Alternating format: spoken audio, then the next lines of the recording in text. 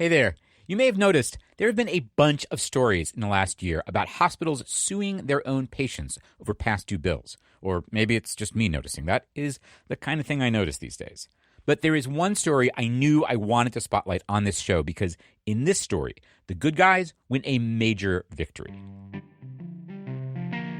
Last summer, independent journalist Wendy Thomas published a bunch of stories about how the biggest hospital in her city, Methodist University Hospital in Memphis, Tennessee, was suing thousands of patients, including a lot of its own badly paid employees.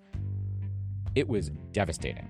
The hospital runs its own collection agency, and although it's technically a nonprofit, it banked millions in, profits the year before. And then, a couple months later, boom! Methodist Hospital dropped thousands of lawsuits and said it wouldn't file anymore. I mean, wow. When a reporter does a story about one person getting stuck with an outrageous bill and the medical provider says, hey, we're going to reconsider this bill, that is one thing, and it's great. But I can tell you, based on my own personal inbox, there are a lot more of these outrageous bills than all the reporters in the world could write about. So seeing a reporter go to scale and win, yeah, that gives me some hope. Let's go there.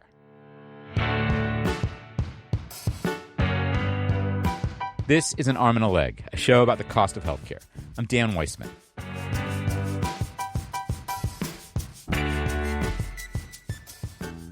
A dozen years ago, Carrie Barrett had surgery at Methodist Hospital in Memphis. Her share of the bill was about $12,000. She says she doesn't remember getting a bill.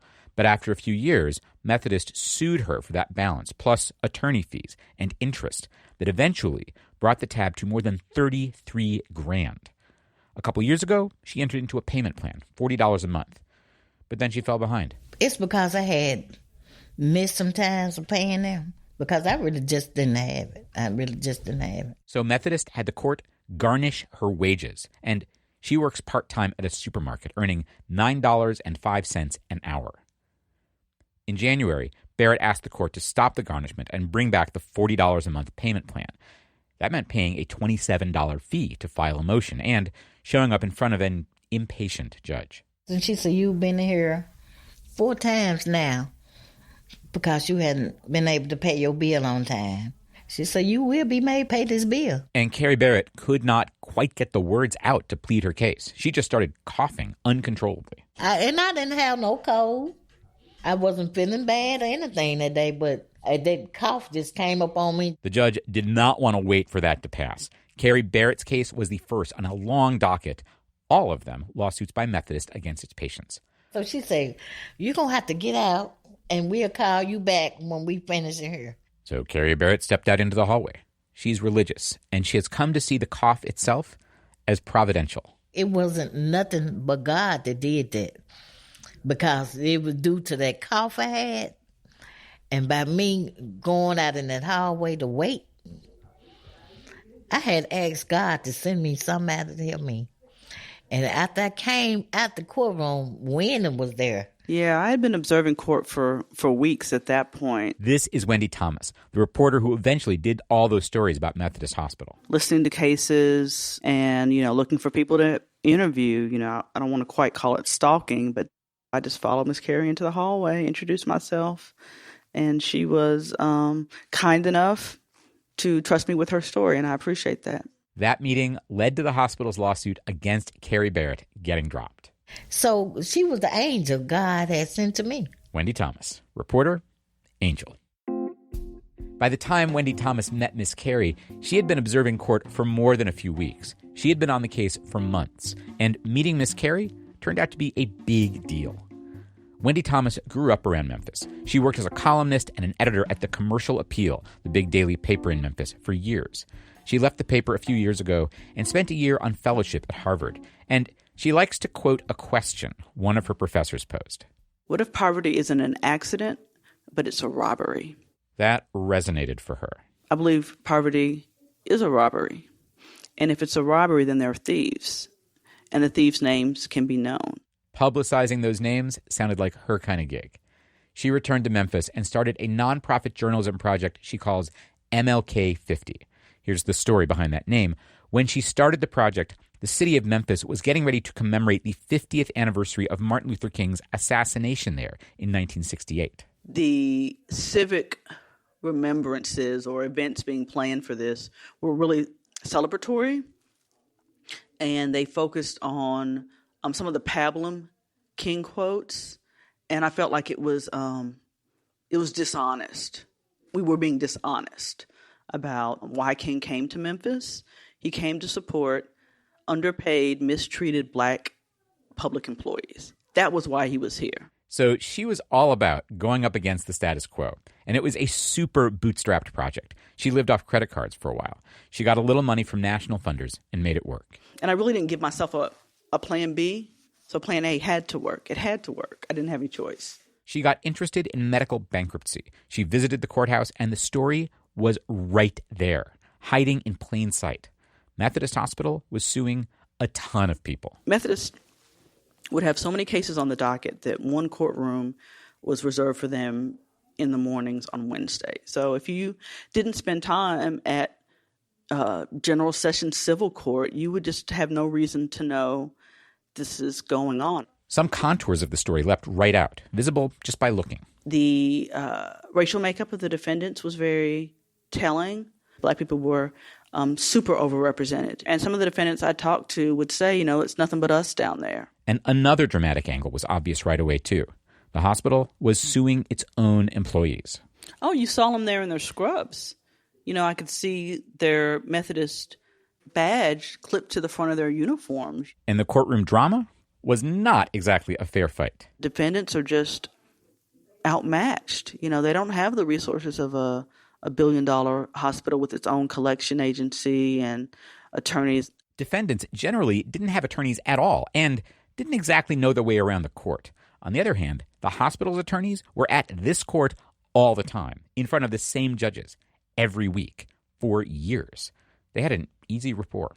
And that's the kind of rapport you would kind of expect to have with somebody you see all the time, but where does that leave the defendants? They're not going to be up there joking about the colleges they went to or who won a football game that weekend. They don't have that. And guess who is supposed to pay the attorney's fees? The people being sued. That's how the system works. The fees just get tacked onto the debt. So they'll have in there that the hospital bill is $10,000. And so since they charge either 30 or 33%, that bill automatically goes to $13,000. The starkness of this injustice spoke directly to Wendy Thomas. For the however long I was living off credit cards, if I would wake up at night and remember it in that just brief moment, I couldn't go back to sleep. It was stressful. It was stressful as hell. And I can't imagine what it would be like to do that with children in a low-wage job that there's just really no way out. And any kind of minor emergency is just going to throw things into complete chaos. A flat tire, your refrigerator goes out. A sick child, that you're having to take to the hospital, a child with special needs that you're having to miss. It's just a lot of people's lives can be so precarious anyway. And then to have a hospital do this to them, it's not fair. And I think people get that it's not fair. And this wasn't just any big institution. It's a religious institution, and it's an institution that doesn't pay any taxes because of its nonprofit status. The taxes they're not paying to some degree for roads and city infrastructure, the rest of us are paying for that. As taxpayers, we're all subsidizing that. And it's pretty noxious as well. And this was a bigger story than she could do justice to while also bootstrapping MLK 50. And then ProPublica, a national nonprofit newsroom that specializes in big investigative projects, said it was taking pitches for year-long projects from local reporters. Wendy Thomas pitched them hard. And that was in fall 2018. ProPublica said, yes, it was on. Now, Wendy Thomas needed something else. She needed defendants to go on the record. She needed at least one person to be the face of this whole huge thing. And finding that someone was super, super hard. So that was probably the most exhausting process. We'll hear just how hard it was and why right after this.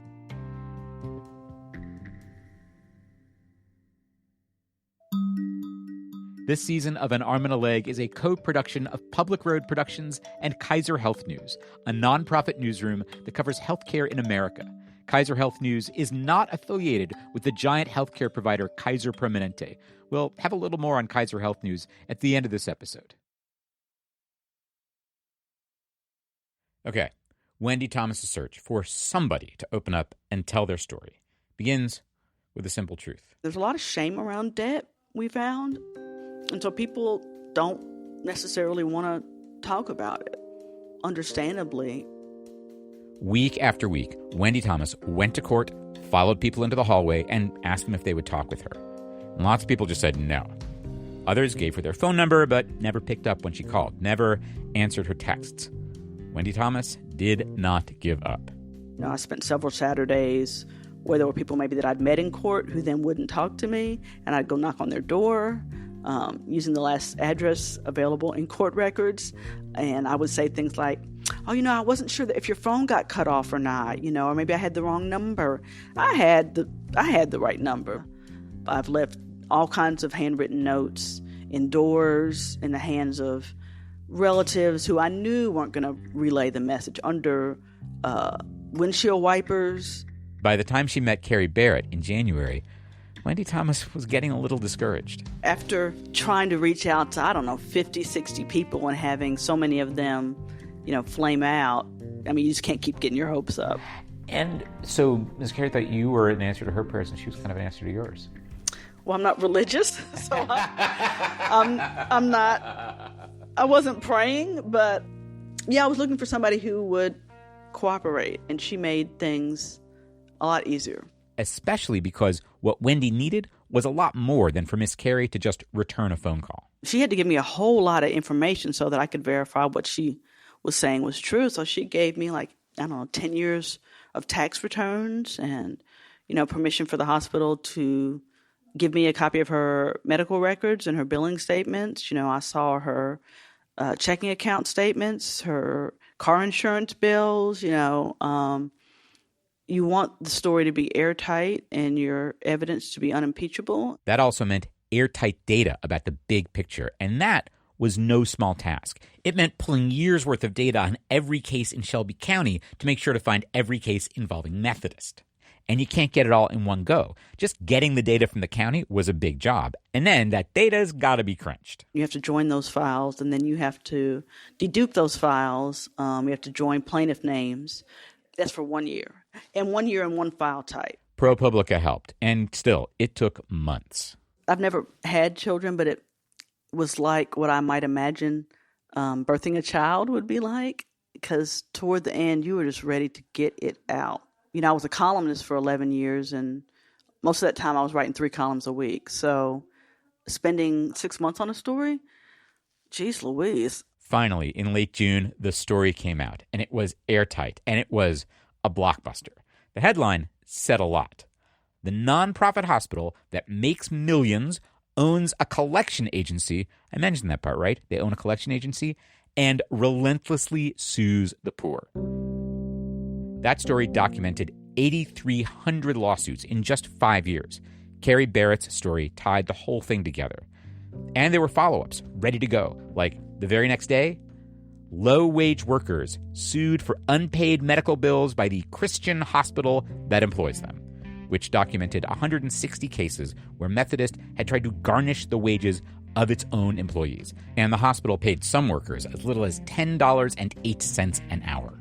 Another story, Methodist flouts IRS rules by not publicly posting financial assistance policies. The law says you have to have these posted conspicuously. So she had gone to the emergency rooms for all of Methodist's locations, walked around and looked. Nothing. Oh, also, meet the board of directors. Names, photos, where they worked. Getting back to that, the idea that poverty isn't an accident, it's a robbery, and there are thieves, and the thieves' names can be known. And so the board members have the authority, or had the authority, to say, we don't want these practices to exist, change them. I tried to reach as many of them as I could find phone numbers for before the story published. Nobody would agree to talk. So we found their photos online. I thought that was important. Often the people who are struggling to make ends meet, we see their faces, right? We see their black and brown faces. But the faces of the majority white male board, those people are kind of anonymous, and I didn't think they should be anonymous. That was a good one. And it all got noticed. People were outraged. I think a lot of people in the Methodist Church were very, very disappointed in what the church was doing. I heard from doctors at Methodist who said they had no idea this was happening, and they were outraged and took their complaints to the board. The story also got a lot of national attention. Actually, international attention, too. Wendy Thomas's first story came out on a Thursday. Over the weekend, the hospital CEO announced that the institution would be reviewing its policies and procedures over the next 30 days. At the end of that 30 days, the hospital announced a bunch of changes. It was adopting a more generous financial aid policy and would not sue anybody below a certain income threshold. It would raise its minimum wage from $10.08 an hour to $13.50 starting in September, and then bump it to $15 an hour by 2021. And it would no longer take interest or attorney's fees, the kind of charges that had blown Carrie Barrett's bill up to more than $33,000. Pretty soon, Miss Carrie got a call from the hospital. They were reducing her balance to $10,000. And a few weeks later, she says she got another call from a hospital official. And told me that my balance would be zero balance, and he was sorry for what I went through with that. And I asked him to repeat. I said, could you repeat that again? And he said, your balance is zero, and we're sorry for what had happened. Wow. And I said, that sounds good to my ears. And so he said I will be getting that in the mail, and I did. Wendy Thomas heard from another defendant that their case had been dropped too. So she went to the courthouse to look at the files, see if there were more. And I could see that Methodist was filing hundreds of case satisfied notices. Case satisfied, as in, we are dropping this case. So many were coming in that the court couldn't even process them fast enough. And so a court administrator estimated that there were 2,000 notices sitting on a desk, and he measured those by stacking up reams of printer paper to measure the height of these stacks that they had. So soon, those stacks got tall enough to bump that estimate to 4,500. And you can see a picture of them in the story that MLK 50 published. I mean, shame is a powerful motivator. It just is. And the hospital didn't look good, so they had to address it. When I met Wendy Thomas about a month after Methodist dropped all those cases, she was still processing it. So yeah, it felt good. It was kind of surreal. It all happened so fast, and you're writing stories and taking calls and still doing reporting for your next stories. And so I still don't know if I've had a chance just to say, wow, me and my team, we did that. But it feels good. But it had, really good impact, and not just for the people who had their bills forgiven or reduced now, but for the thousands of people who won't be sued. Yeah, but of course we're still following up, right? And so I have a reminder in my phone every 2 weeks to check court records to make sure they haven't started to sue people again. Still on the case. And around Thanksgiving, Wendy Thomas and MLK 50 scored another big victory. She had noticed, by paying attention to court records, the company that employs the ER docs at another big local hospital, Baptist Memorial, had filed thousands of lawsuits against patients just this year. She called that company up, and before Wendy even published the story, they promised to drop those lawsuits and stop suing patients, and create a new, more generous discount policy for uninsured patients. I mean, wow. Wow. I wrote Wendy Thomas a note. I asked her, did she have time to say a few words? Nope, she's on deadline, had calls to make. I'm like, yeah, make those calls. We will have links to Wendy Thomas's amazing work at armandalegshow.com and in our newsletter, which I'm going to tell you, given this show's topic, is amazingly cheerful. Not even kidding. Also informative, and useful. You can sign up at armandalegshow.com/newsletter. And it's holiday season, so I'm making the pitch. If you dig what we do, we could, honest to gosh, use your help. A couple bucks a month goes a long way for us. I mean, I just totaled up the money I spent on the half dozen reporting trips I took for this show in 2019. Cheap. Flights on Spirit Airlines, meal receipts from Mickey D's. That is how we do it. Your dollar goes a long way around here. We got big plans for next year. You can help us get there. armandalegshow.com/support. Speaking of holiday season, next time on An Arm and a Leg, it is Christmas in July. Or maybe it's July at Christmas time. Ed Bueller is 40 years old. Every year, every July since he was born, his family and friends have organized a softball tournament to raise money for a family with big medical expenses. This year, the tournament raised $10,000. I don't want to say $10,000 is not a lot of money, but when, life is hard and when something's gotten in your way, $10,000 doesn't go really, really far. Especially when the something in your way is a big medical bill. So this year, they decided to do something a lot bigger. You're going to want to hear all about this. That's next time on An Arm and a Leg. Till then, take care of yourself. This episode was produced by me, Dan Weissman. Our editor is Ann Hepperman. Our consulting managing producer is Daisy Rosario. Our music is by Dave Weiner and Blue Dot Sessions. Adam Raimonda is our audio wizard. Special thanks this week to Jay Hancock of Kaiser Health News, Sarah Cliff of the New York Times, and Dr. Marty McCary of Johns Hopkins University. They have all done kick-ass reporting this year on hospitals that sue patients. They all took time to talk about that work with me. This season of An Arm and a Leg is a co-production with Kaiser Health News, a nonprofit news service about healthcare in America that is an editorially independent program of the Kaiser Family Foundation. Kaiser Health News is not affiliated with Kaiser Permanente, the big healthcare provider. They share an ancestor, that's it. This guy, Henry J. Kaiser, he had his hands in a lot of different stuff. It's a fun story. You can check it out at armandalegshow.com/Kaiser. Diane Weber is national editor for broadcast, and Tanya English is senior editor for broadcast innovation at Kaiser Health News. They are editorial liaisons to this show. They are very kind and very smart. Finally, thank you to some of our new backers on Patreon. You guys are so coming through, and I couldn't make this show without you. If you pledge $2 a month or more, you get a shout-out right here. Thanks this week to Sam Sullivan, Melissa Duffy, Nazgus, Jennifer A. Cummings, Ms. Gail 18 of Westeros Nyack, Olivia Calloway, James Laporte, Ginny Baker Cummings, Lindsay Ott, Tracy J. Hibbard, Stephen McFadden, Lisa, Alana Gohagan, Brooks Yang, Hope Wetchkin, Mark Gershman, Jack Doppelt, Charles Bond, Jennifer Barton, Stephen B. Lewis, Susan Luke, and Emmy the Brooklyn Wonder Dog. We are gaining momentum on our goal to reach 500 patrons by the end of this season. I cannot thank you enough. I have nothing clever to say about that. Just thank you so much.